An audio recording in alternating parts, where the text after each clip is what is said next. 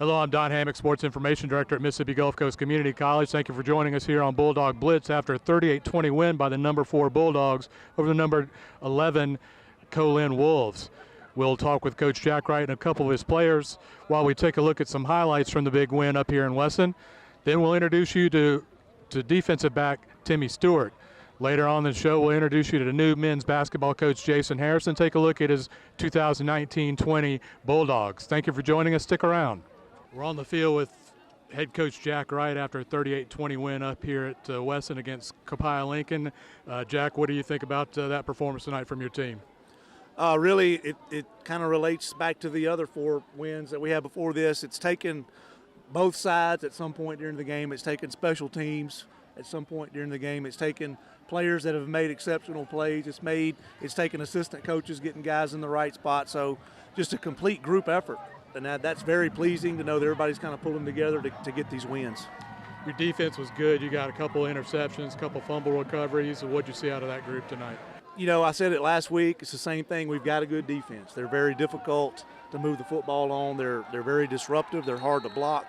And I saw the same thing tonight. Obviously, Jackie had a huge play there in the first half with the pick 6. It was a great interception to begin with, and then I don't know how he stayed in bounds going down the sideline right there. He kind of did a tightrope, but he's an exceptional player. He's been a really good player for us for 2 years, and glad to see him get in the end zone. And really, that kind of turned the game. We were a little more comfortable at that point. I think that put us up 24-0. So we were able to relax a little bit and run some stuff that we felt like would allow us to move the sticks. What'd you see from your offensive team? Only, I think, about 241 yards offensively. Not a great night offensively, but you did what you needed to do, I thought. Yeah, I mean, we put the points on the board. We did really good in the red zone. That's been a big concern. We've moved the ball better than we have tonight at times, both running and throwing. But tonight we were really good in the red zone. We were able to punch it in, and that's kind of why the score wound up kind of like it was. But really, to be honest with you, Don, really didn't think we would be able to run the ball as well as we did tonight. You know, that was very pleasing, especially in the second half, to be able to line up, hand off, and get first downs at the end. That really was the difference in the game. It was kind of tit for tat up until that point, but when our offensive line and our running backs just made up their mind that they were gonna chew up some ground, then that's when we really started taking the game over. 202 yards rushing, and there at the end you were able to really run out the clock there in the fourth quarter by doing that. So that really helped. The 2 drives, I think, one to end the third quarter and score, and then the one rushing touchdown that finished the drive for us in the fourth quarter. Really, that was the difference in the game. If you don't have those 2, or if we kind of stall out during that, then it's a really tight ball game. Copiah-Lincoln has a little bit of momentum at that point, and they're probably able to make it, very competitive at the end.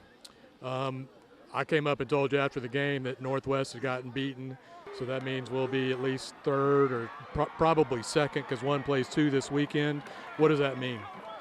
You're probably not going to like this answer, but it really means nothing, Don, at this point. Polls are great for everybody to talk about. It gives you, something to discuss around the country, but really, when we're like we are, we just have to try to win the next game. I mean, and focusing on anything different than that is not productive. And I look at the rankings like everybody else, so I'm guilty of being distracted. But the rankings will matter when it matters at the end, and so they don't matter right now. Everybody's got to just keep trying to win one game at a time. I would have been disappointed if you had answered any other way. That was what I expected. In fact, we'll see an interview with Omni Wells coming up where he said the same thing. Right. It doesn't matter. I think you're going to struggle getting a creative answer on that one. Well, that's the nature of the game, and you're right. You need to be 1-0 every week, and that's right. what you have to do. That's right.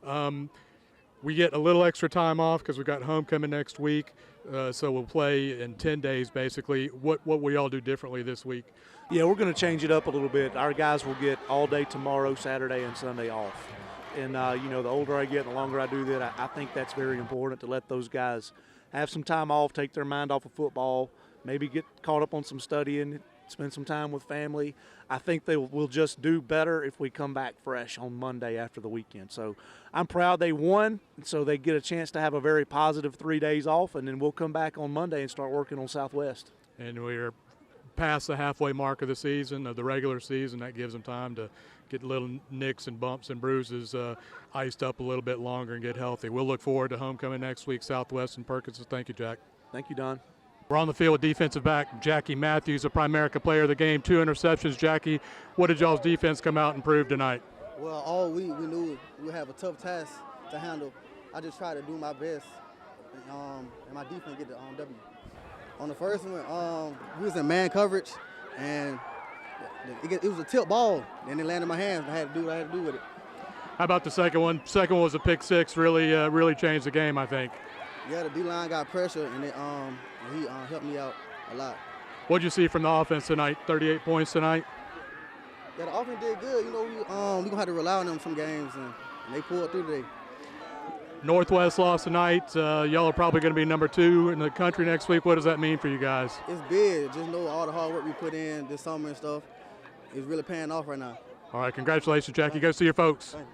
On the field with Omni Wells, running back from Moss Point.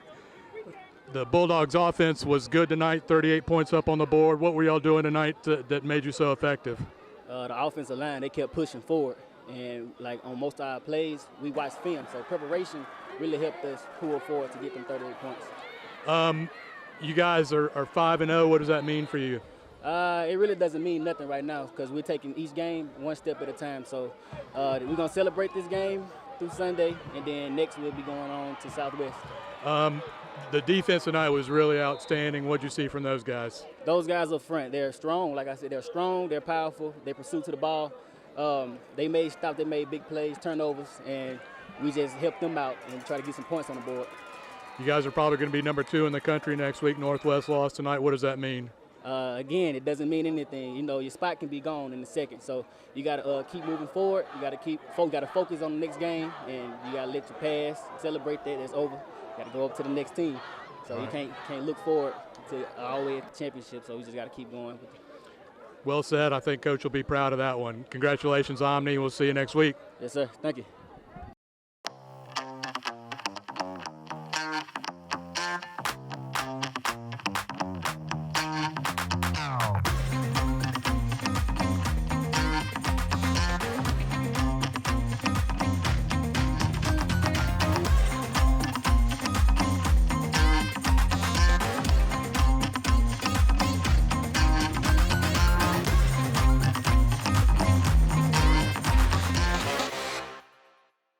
Let's meet Tim Steward, a versatile defensive back from Hazelhurst.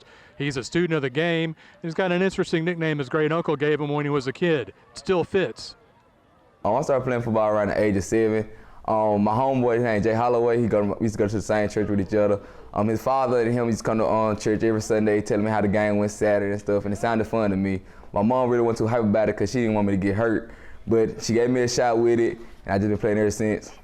I'm a student of the game. I study film, I study my opponent. I really study like all the backgrounds on it. I watch my position every time I watch other people play on TV. I know I'm not the biggest and fastest, but if I can like outsmart them and there's no more than they know, I can get myself like a step ahead of them. In springtime, they came back to me in springtime. They offered me at first, but Coach Wright and Coach Stuart popped up my house out of nowhere.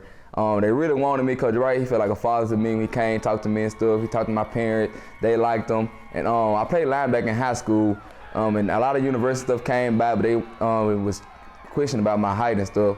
So Coach Stewart and Coach Wright said I need to move to like DB, since my height fit me more than move me around the field. So that's why I came here. Coach Duke, that's my dog right there, man. He's what you want to say, a player's coach. He's hype, he always have energy. He gonna laugh and joke with you, but when it come down to football, he gonna put you in the right position. Like he always say, just trust the process. On the facility around here, it's state-of-the-art D1, man. Like I said, I had offer from every JUCO around here, and I tell you what, and no facility around here beat this one right here. Like from the locker room to the training room, is everything just up to date. Everything around here is everything. Everybody feel like a family in Perkins, Mississippi, man. There's no lot of confusion around here. You see too many arguments and stuff. Everybody like one big family. Everybody can hang around, chill, lay back. It's a laid back campus. My offense is very high power, man. Like from a quarterback to the offensive lineman to the receivers to the running back, like everybody on our team, like you just go get it. Like you put them anywhere on the field, they gonna definitely do. I think we had like the top athletes in one of JUCO. Defense, everybody on defense, we hungry because our coach from last year, he left and he went to Jones. Everybody probably know why he went to Jones. They probably thought they were better than us and stuff. But we just hungry. We got a statement to make. Everybody there, like everybody fast, everybody big. You can move us around. We play different positions. We know our position. They like defensive line. Everybody know like not their one position, but they know what everybody else do. So it just help everything out. Go undefeated this year. Everybody, we go game by game. We want to go at the end of the week. Gonna be 1-0. We don't look too far in the schedule. We're gonna take our opponent. Everybody, we're gonna take them light. We're not gonna take them lightly. After game days on the weekend and stuff, I'm really like, I be tired, I just rest up. I watch college football, pro football. I also go back and watch our own film. I'm a good film watcher, so I like to study the game a lot. Madden, I don't think nobody on Kevin can beat me in Madden, but 2K, I'm all right in 2K. I know my uncle, my great uncle, my mom's uncle, before he died, he always, when I was a little baby, his favorite truck was a Ford. And he always like, we'd play and stuff. He said I was tough. He said I was like, what the Ford logo is, Built Strong. That was my nickname for him. He called him Built Strong because he said I was one tough little fella. Jackie Matthews is a Primerica Player of the Game for the Bulldogs following their 38-20 win over Colin. Matthews had 2 interceptions, including a pick 6 up in Wesson. Primerica is committed to helping Main Street families save and invest for their short-term and long-term goals, providing life insurance and investment opportunities through mutual funds, managed investments, annuities, and business retirement plans. Contact Mike Landrum to learn more about Primerica at 601-268-0805 or at primerica.com/mlandrum or contact your local Primerica office. Congrats to Jackie Matthews, this week's Primerica Player of the Game. Next, we'll introduce you to new men's basketball coach Jason Harrison. For the first time in 50 years, the Bulldogs will have a head coach not named Weathers on the sidelines. Let's meet Jason, take a look at his 2019-20 Bulldog basketball team. I grew up in Little Rock, Arkansas. I attended Parkview High School, had a pretty good senior year, finished 29-2, played for the famous Hall of Famer Coach Flanagan. And man, just really enjoyed that. That taught me a lot going into college. Played at Ole Miss. The first year, we ended up making it to the NCAA tournament, played against Villanova. Second year, we made it to the NIT. And the third year is when we popped it off and made it to the Sweet 16, had a great year. Kept it off my senior year at Ole Miss, lost to UCLA. So I've been to the tournament 3 out of 4 years, which is real good. And had a pretty good career at Ole Miss. I got into coaching kind of strange. I was trying to shy away from coaching, but my former AAU coach, Bill Ingram, reached out to me and asked me to come help with his organization that I had played for. And it was that moment that I got bit by the coaching bug. And I think a couple years later, a good friend of mine, Jason Flanagan, ended up having a conversation on our couch. He kind of mentioned that he might receive a head coaching job. And I didn't quite believe him, but 4 months later, he got the job. And we helped turn Homeless Community College into a powerhouse. Man, this job was one of those jobs that was real intriguing because of location and the tradition. The South was always competitive. Coach Wendell did a great job of being the leader for so many years. And when he retired and the job came over, I knew I wanted that job. I wanted to get my first chance of being a head coach. I've seen guys who are working hard, trying to get to know me, trying to figure me out, but they've been giving me everything they can give me. We have good sophomore leadership.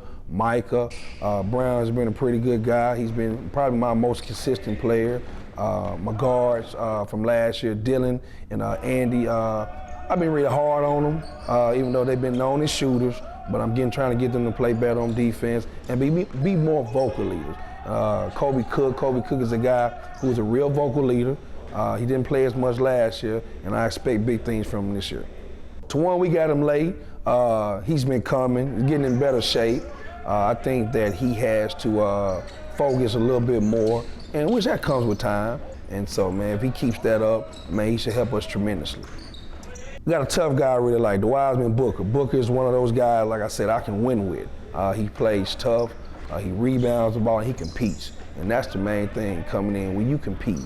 Have good talented freshmen, Justin Mentor, and Jay McCoy is one of those guys who actually both of those guys really, they both bring a good offensive standpoint. And I'm getting on them about playing defense and rebounding. Justin is more of a alpha dog, someone who wants the spotlight. Jaden is a great scorer, but I'm trying to hone his all-around game. Aaron Harrison, the kid that we got later on out of Philadelphia, like I said, real good kid. Plays downhill, a kid that can really get to the rim, can create a lot of mismatches, and put you in a situation in which you really don't want to guard. He's adapting, coming from Philadelphia to Mississippi is a bit of a culture shock, but he's made the transition pretty well. Damian Wheaton, Damian's a big, the key for Damian was basically having a guy who could really coach him and teach him things. And by me hiring Coach Adams, which really was a match made in heaven for him, he had someone he can relate to, someone who can push him, and he's gotten better. He's made strides from the summer until now, and I'm looking for big things for him. I hired Tyler because, for one, he's a big man, and I plan on bringing the best big man in the country to work with a guy. And to me, he went to the best school, Georgetown. I remember Tyler from his playing days, and even though, like I said, his career got cut short, the things that he learned and the way that he was taught at Georgetown, he bringing that to our program. It can only help our program tremendously over the next years.